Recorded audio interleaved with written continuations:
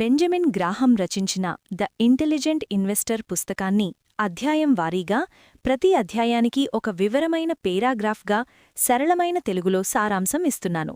ఇది పెట్టుబడి ఆలోచనలను లోతుగా అర్థం చేసుకోవడానికి ఉపయోగపడుతుంది. అధ్యాయం 1. పెట్టుబడి అంటే ఏమిటి?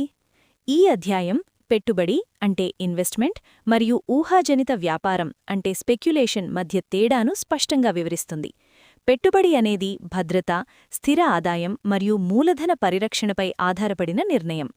త్వరగా లాభాలు పొందాలనే ఆశతో చేసే నిర్ణయాలు ఊహాజనిత వ్యాపారం అవుతాయి. నిజమైన పెట్టుబడిదారుడు మార్కెట్ భావోద్వేగాలకు లోనవ్వకుండా తర్కబద్ధంగా నిర్ణయాలు తీసుకోవాలి అని గ్రాహం చెబుతారు. అధ్యాయం 2. ద్రవ్యోల్బణం అంటే ఇన్ఫ్లేషన్ మరియు పెట్టుబడిదారుడు.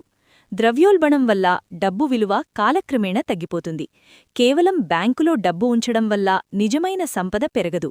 ద్రవ్యోల్బణాన్ని ఎదుర్కొనడానికి షేర్లు, బాండ్లు వంటి పెట్టుబడులు అవసరం. అయితే ప్రతి షేరు మంచి పెట్టుబడి కాదు. నాణ్యమైన, విలువ ఉన్న కంపెనీల్లో పెట్టుబడి పెట్టాలి. అధ్యాయం 3. గత మార్కెట్ చరిత్ర. మార్కెట్ చరిత్ర మనకొక ముఖ్యమైన పాఠం చెబుతుంది. మార్కెట్ ఎప్పుడూ ఒకే విధంగా ప్రవర్తించదు. బూమ్, బస్ట్ చక్రాలు సహజం. గత లాభాలను చూసి భవిష్యత్తును ఊహించడం ప్రమాదకరం. చరిత్రను అధ్యయనం చేయడం వల్ల మనం తప్పులను నివారించగలం, కానీ అంధంగా అనుకరించకూడదు. అధ్యాయం 4. రక్షణాత్మక పెట్టుబడిదారుడు అంటే డిఫెన్సివ్ ఇన్వెస్టర్. రక్షణాత్మక పెట్టుబడిదారుడు ఎక్కువ సమయం పెట్టకుండా తక్కువ ప్రమాదంతో స్థిరమైన ఫలితాలను కోరుకుంటాడు. ఇతనికి బలమైన కంపెనీలు, డైవర్సిఫికేషన్ అంటే పెట్టుబడులను విభజించడం, బాండ్లు మరియు నాణ్యమైన షేర్ల కలయిక అవసరం. అధిక రిస్క్ తీసుకోవడం ఇతని లక్ష్యం కాదు. అధ్యాయం 5. దూకుడు పెట్టుబడిదారుడు అంటే ఎంటర్ప్రైజింగ్ ఇన్వెస్టర్.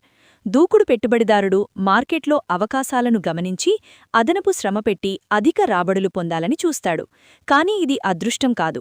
లోతైన విశ్లేషణ, ఆర్థిక నివేదికల అధ్యయనం అవసరం. భావోద్వేగాలతో కాకుండా లాజిక్తో నిర్ణయాలు తీసుకోవాలి. అధ్యాయం 6. పోర్ట్ఫోలియో విధానం. పెట్టుబడులను ఒకే షేరులో లేదా ఒకే రంగంలో పెట్టకూడదు.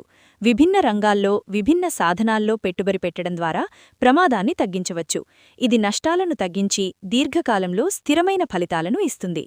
అధ్యాయం 7. Dollar cost averaging. నిరంతరం ఒకే మొత్తాన్ని పెట్టుబడి పెట్టడం ద్వారా మార్కెట్ ఊగిసాలట ప్రభావం తగ్గుతుంది. మార్కెట్ ఎప్పుడు పైకి, ఎప్పుడు కిందకి వెడుతుందో ఊహించడం కష్టం. కాబట్టి క్రమశిక్షణతో పెట్టుబడి పెట్టడం తెలివైన విధానం. అధ్యాయం 8. Market mister market. Graham mister market అనే ఊహాజనిత పాత్ర ద్వారా మార్కెట్ ప్రవర్తనను వివరిస్తారు. మార్కెట్ కొన్ని రోజులు అత్యధిక ఉత్సాహంతో, కొన్ని రోజులు తీవ్రమైన నిరాశతో ఉంటుంది. తెలివైన పెట్టుబడిదారుడు మార్కెట్ భావోద్వేగాలను ఉపయోగించుకుంటాడు, కానీ వాటికి లోనవ్వడు. అధ్యాయం 9. ఫండమెంటల్ విశ్లేషణ. కంపెనీ విలువను అర్థం చేసుకోవడానికి ఆదాయం, లాభాలు, అప్పులు, నిర్వహణ సామర్థ్యం వంటి అంశాలను పరిశీలించాలి. కేవలం షేరు ధరను చూసి నిర్ణయం తీసుకోవడం తప్పు. అంతర్గత విలువ కన్నా తక్కువ ధరకు లభిస్తేనే పెట్టుబడి చేయాలి. అధ్యాయం 10. భద్రతా మార్జిన్ అంటే మార్జిన్ ఆఫ్ సేఫ్టీ. ఈ పుస్తకంలో అత్యంత ముఖ్యమైన సూత్రం ఇదే. కంపెనీ నిజమైన విలువ కన్నా తక్కువ ధరకు లభించినప్పుడు పెట్టుబడి చేయడం ద్వారా తప్పిదాలకు అవకాశం తగ్గుతుంది. ఇది పెట్టుబడిదారునికి రక్షణ కవచంలా పనిచేస్తుంది. అధ్యాయం 11. షేర్ ఎంపిక.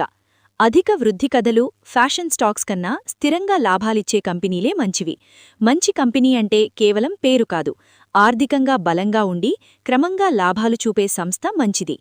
అధ్యాయం 12. డివిడెండ్లు మరియు లాభాలు. డివిడెండ్లు పెట్టుబడిదారునికి స్థిర ఆదాయమిస్తాయి. కేవలం ధర పెరుగుదలపై ఆధారపడడం ప్రమాదకరం. దీర్ఘకాలంలో డివిడెండ్లు సంపద నిర్మాణంలో కీలక పాత్ర పోషిస్తాయి. అధ్యాయం 13. పెట్టుబడిదారుని మనస్తత్వం. భయం, లోభం పెట్టుబడిలో ప్రధాన శత్రువులు. మార్కెట్ పడిపోయినప్పుడు భయంతో అమ్మడం, పెరిగినప్పుడు లోభంతో కొనడం నష్టాలకు దారితీస్తుంది. సహనం, క్రమశిక్షణ, తర్కం అవసరం. అధ్యాయం 14. దీర్ఘకాల దృష్టి. విజయవంతమైన పెట్టుబడిదారుడు రోజువారీ ధరల కంటే సంవత్సరాల ఫలితాలపై దృష్టి పెడతాడు. సమయం మరియు సమ్మేళన వృద్ధి అతని మిత్రులు. అధ్యాయం 15. చివరి పాఠం. పెట్టుబడి అనేది మేధోగ్రాట, భావోద్వేగాల గ్రాట కాదు. తెలివైన పెట్టుబడిదారుడు మార్కెట్ను ఓడించాలనే ప్రయత్నం చెయ్యడు. తన తప్పులను తగ్గించుకుంటాడు. భద్రతా మార్జిన్, సహనం, తర్కమే విజయానికి మార్గం.